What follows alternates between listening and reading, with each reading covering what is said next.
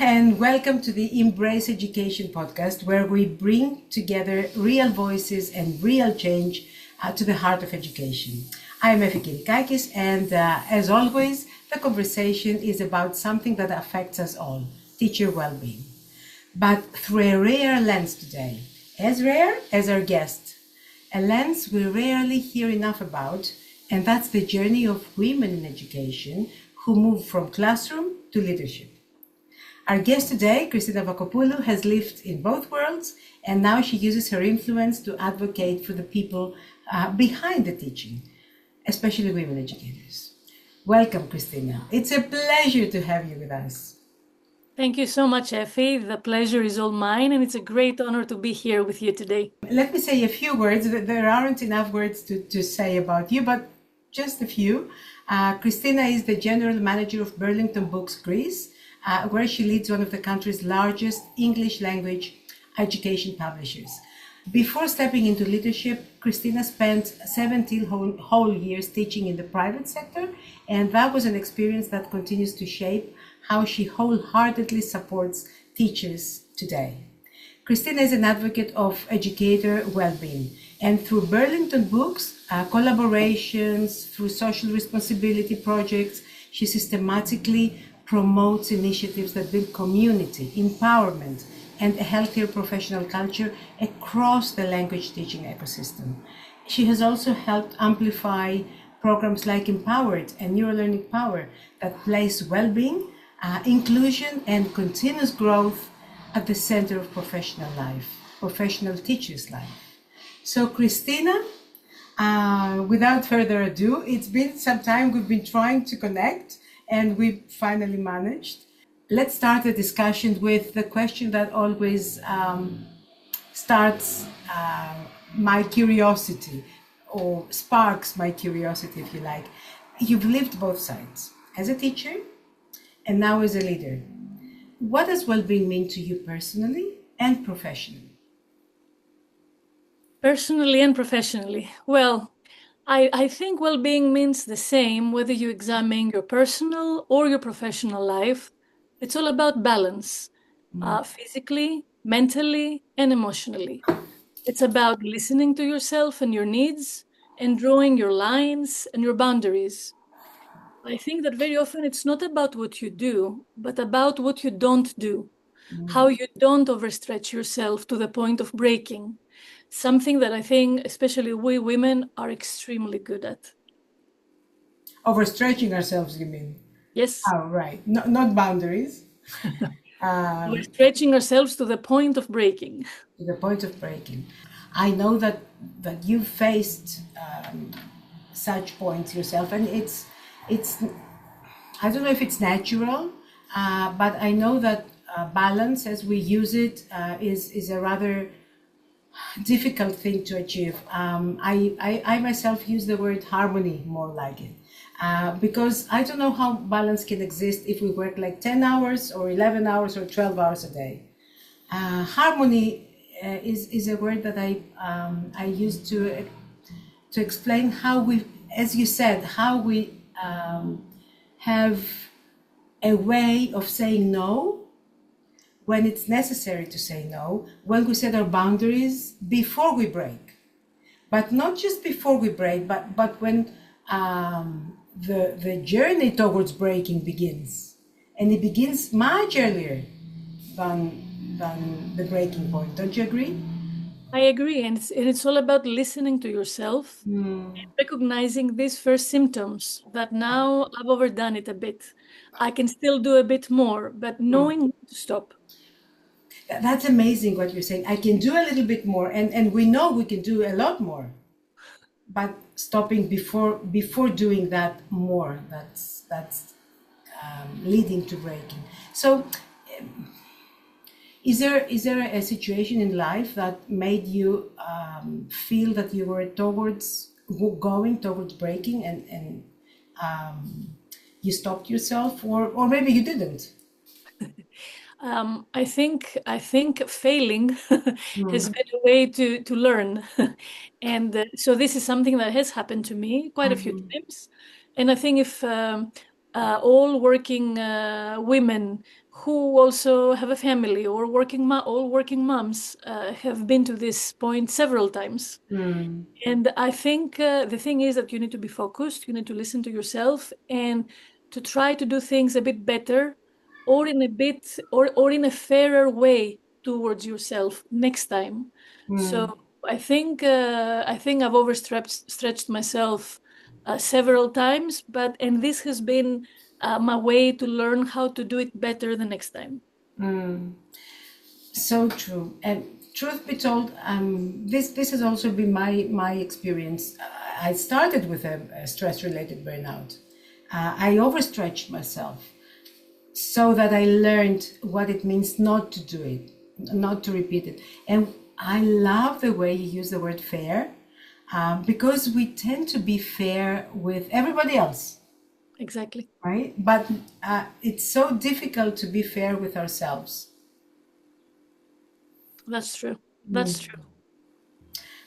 So in this unfair to you world, right? Or unfair to how things are, where do you draw strength, Christina? Where do you find support when things get tough? Well, I think that any kind of magic for me comes from music in all shapes or forms, okay? Whether I'm down, whether I'm tired, whether I feel overwhelmed, whether I'm about to have a panic attack or something. And whether it's a song that I hear on the radio on the way to work or something from my playlist. I have various playlists, and there is one for emergencies. Whether whether it's a Share it concert, with us, please. yes, okay. Whether it's a concert I go to, or listening to an interview with my favorite singer, finding out about his life, his what he or she feels like. Karaokeing with my kids, dancing at a party, or in a panigiri during the summer. Music has always been my place to go to for strength, balance, support, recharging my batteries instantly. If I'm looking for an instant fix, it has to do with music. Instant fix. We want the list, right? Will you share it with us? Okay, definitely. Why not? Thank you, Christina. So music is your fix, your key for personal and professional life. You're saying? Yeah, Amazing. there's space for music everywhere. Definitely, and it's wonderful when we can find this substance in life, whatever it is. It could be music, but it could be anything else. It could be a hug with our loved one, or even our pets. It could be breathing. Anything that helps restore energy or balance out, if you like, energy is so important. And Christina, you I don't know how rare you are. I don't know if you know how rare you are, but you are. We are all there. We're all unique. Yes. Yes. But your journey from teaching to leadership is unusual. And so I would like to ask you if you could share with us any challenges that women in leadership, especially in educational leadership, face when we're trying to protect our well-being. I think it's pretty complex there because I think that we women by nature and by training, we are caregivers, at least most of us. Yes. So when you're an educator, this role, these skills are even more in demand because you have more and more people to care about. I mean, how many students are in our classes? Do we take care of their language needs only? What about their emotional needs? It's all there in front of us. What about their parents' needs? Parents come to find out about how the kids are doing. We start talking about the children's needs, then we look at their eyes, and all of a sudden we see their needs. What do we do? The number of people we take care of as educators every day keeps growing, along with the problems we need to solve. And there are different degrees of complexity, and this makes it even trickier.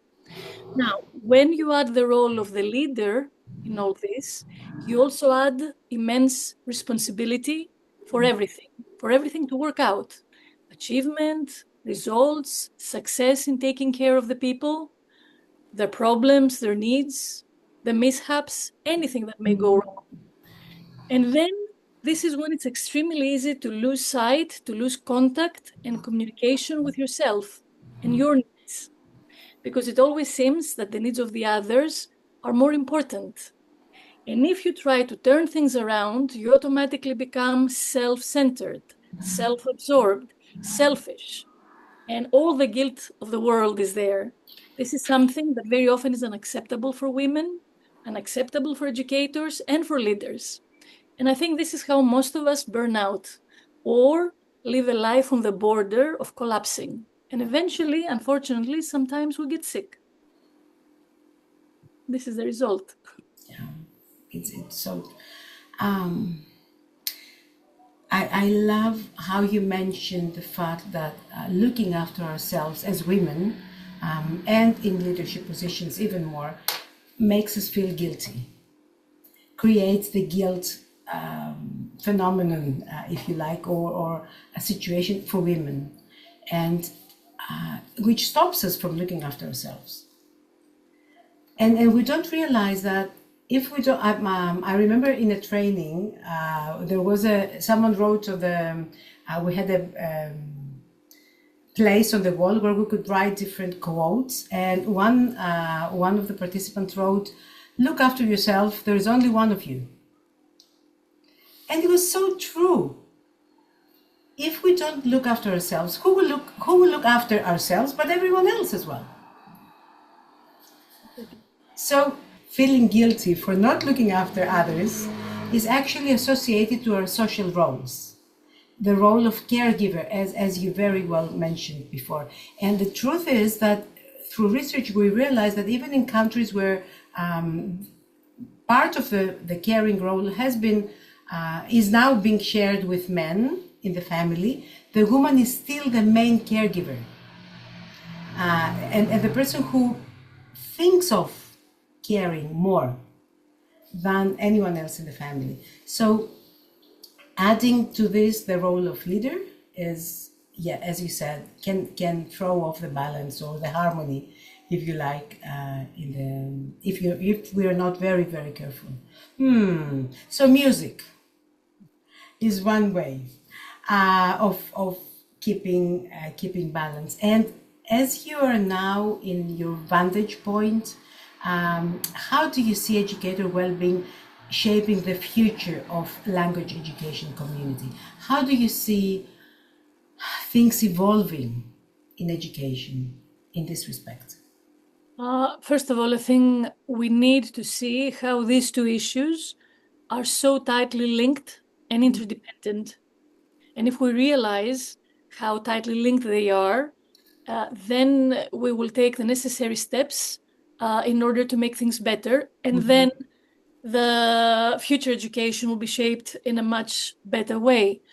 I think that we will have happy and healthy language education communities only if the educators take good care of themselves and their needs. It is no accident that teachers' burnout is something that is so often discussed. I mean, how can the teachers and students community be in a good shape if the teachers are not? One of the things we say in NeuroLearningPower is the first book you teach is your neurology. And your first curriculum is neurology. And isn't it true? We get, how often I don't remember if you had this experience when you were teaching. We get into class and the students ask, "Miss, are you okay? Or what's wrong today?" And you haven't said a word. You haven't opened your mouth. You just walked into the classroom. It is important how you walk, how you keep your body together. The kids know. Yes, exactly. Kids know instinctively. And it's not just kids. We now know through research that mirror neurons is our equipment for connection.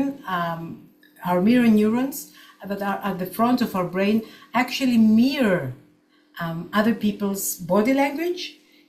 And now we know we also mirror emotions.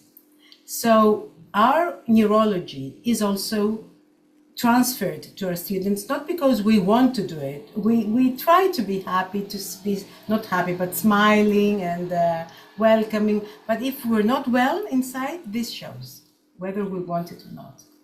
It's exactly what you said before. And the fact that you talk about communities, Christina, is so important. Communities of education, inside the educational ecosystems, but also communities of educators. Yeah, but it's all about sharing. And I think it is what is natural for most people to share, to support each other, to work in teams. A lot of learning takes place in this reason. So it's in this way. So it's only natural to talk about groups and teams and communities when it comes to our profession. I think the most striking example of how empowering communities are is the communities that sprung out during or right after the COVID time. The COVID, yes, the COVID period. Suddenly, overnight, there were communities of educators sharing secrets of how to work with Zoom, how to use online tools. It was amazing how educators supported each other instinctively, and how empowering that was. If there was an advantage of this difficult period that we all went through, was exactly how people reached out for each other, shared everything, and together overcame all their fears, or most of them. Yeah, and I think I couldn't agree more. I think that COVID was a gift for education, in the respect that we finally realized how important teacher well-being is, and how we need to start looking after it. Now it's only after COVID or during COVID that organizations like OECD, like UNESCO, the European Union started realizing the need for educator well-being. And we finally started to have initiatives towards that. So if there was a gift, that's very hopeful. Yes, let's concentrate towards that way, or concentrate towards that goal. I hope it will still exist. It will still be a goal for educators, and educators. Well, actually, what I do hope is that educators realize the need. We often, as you said, we set everyone else up first. We prioritize others. We prioritize our students, our teaching, our families. And it's so important that teachers realize how important it is to look after ourselves first.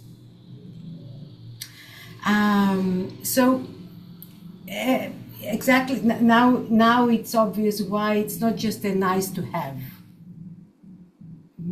but it's essential for quality education. Yep. Yes, it's not something that is something nice to do in your free time, if you have time, or a luxury time, or luxury item. It's something you should put in your agenda on every single chance you get. Right. Oh, I love that. Not if you have time, but there. Have you actually done something like combine somehow your program or your schedule so that you prioritize your own well-being? Can you give us an example if you have done something like this? Definitely. I think one of the things that is a must do for me on a daily basis now is exercising. For the last 2 years, I always either exercised a bit or randomly, or had these grandiose plans that, I'm gonna hit the gym and do sports twice a week, 3 times a week, this time, that time, only to fail and feel bad about it afterwards. But I changed my priorities the last 2 years, and I start every single day of the working week with exercising early in the morning. It's the 50 minutes, the space I give to myself on a daily basis, where it's me and just me. whether it's going to the gym, whether it's walking, whether it's sitting next to my bed and doing my exercises. This is how I start the day. And no matter how busy the day is, if I do that in the morning, I get much more done. Oh, So it kind of re-energizes me, it focuses me, it makes me feel good. It gives me loads of happy thoughts because I started by doing something for myself instead of spending the day thinking when am I going to get the chance or the window to do something for myself in order to do it, to tick the box, you know? yeah. I love it. I love the way you are real in what you do. And I've also found that starting with, say, a few breaths in the morning is key to my own neurology, good neurology. And then 30 minutes of exercise, some kinds of exercise is so important for us. So talking about well-being, educator well-being, Christina, I love sharing what you do. So can you share any current or upcoming Burlington Books initiatives that promote teacher and teacher community well-being? Well, you know, first of all, from your involvement with our activities, that for decades now, we promote events, whether it's our seminars or our webinars, where communities of students, parents, but especially teachers get together to share and learn about everything that affects their professional life in order to equip them with knowledge and skills that will help them have a more balanced professional life. There's not a week that goes by that we don't have webinars, guest speakers talking about a variety of topics. All you need to do is just pay attention to your inbox. It's all there. Now, over the previous decades, we've often dealt with the role of the teacher and teacher burnout. We've discussed teachers' well-being with each opportunity we could get, especially during COVID, which we just talked about. All the online events that we organized then multiplied, and the focus then was mainly students and teachers' well-being, not just as surviving these horrendous conditions that we all went through. Now, another thing we've done in the past, and we're going to do again soon, is discussing exams and healthy practices towards exam teaching, something we very often do, by hosting a series of seminars and webinars, not just for teachers, but also for parents, on how to best support their kids and not to place unreasonable demands. Now, our recent community festival at Stavros Niarchos had a lot of key elements on students and teachers' well-being practices, and your presence there was a big part of that. We are very busy planning our next festival, which is going to take place in March, so look out for your invitations there. Very, very recently, we sponsored a series of webinars aimed at the empowerment of women educators. And as a group of people, as a team at Burlington Books, we support a variety of causes that support community well-being, whether it's supporting environmental initiatives, running for the cure, which is another thing we recently did, looking after the homeless, supporting vulnerable groups of people, or helping teachers and their students do that because they very often come to us for help in order to support them with their initiative. It's what you just said about your group as well is something I admire. I can see smiles whenever I meet them, but not just smiles, on the surface, but deep connection. And this is actually what drives well-being at the workplace as well. And this is another discussion we could have about well-being in the workspace. Well, Christina, it's been an amazing discussion. We could keep going like for hours, but I know you're a busy person. I thank you, and may I invite you to play a game that we always play at the end of our podcast. Okay, I'm up for games. Thank you. Great. Me too. So there are three questions, three playful personal questions about well-being, always on that scope. So question one, if your well-being today were a song, since you love music, what would it be called? Okay, Now, because I love it too much, I'm going to give you two. Okay. I think the first one is a Greek one, Όμορφη ζωή. The lyrics are by Lina Nicolakopoulou. The music is, I don't remember his name now, but he's an amazing Italian composer. And we've heard this song recently from this amazing singer. He has the most, he has a voice that touches your heart, Thodoris Voutsikakis. So, Όμορφη ζωή, look it up, it's beautiful. Yes. And of course, by Beatles, All You Need Is Love. Oh, yeah. That's a loved one for me as well. I'm going to look up the other one. Okay, so, and the second question. What's one simple ritual that instantly recharges you after a busy week? I think it's what I already told you. Giving this extra time in the morning before anything starts to go home to me.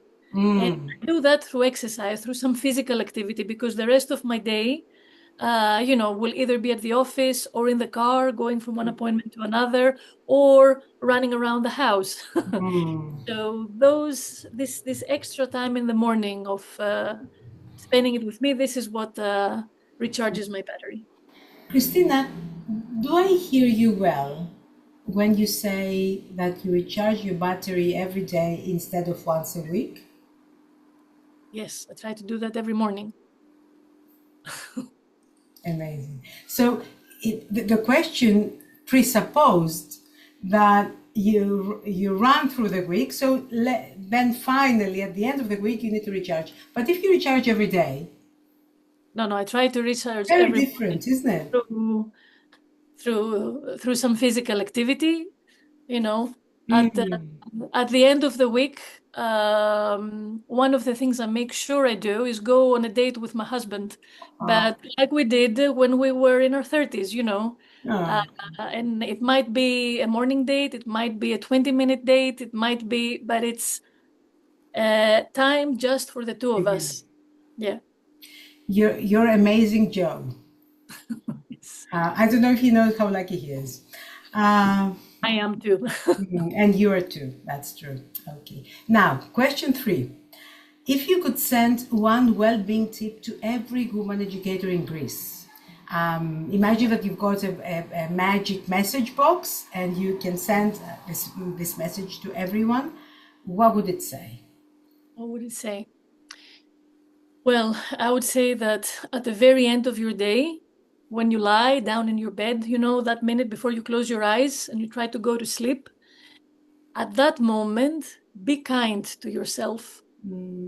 It's the time of the day when we usually torture ourselves, thinking of all the things we didn't do, all the mistakes, all the wrongs, all the things we half did.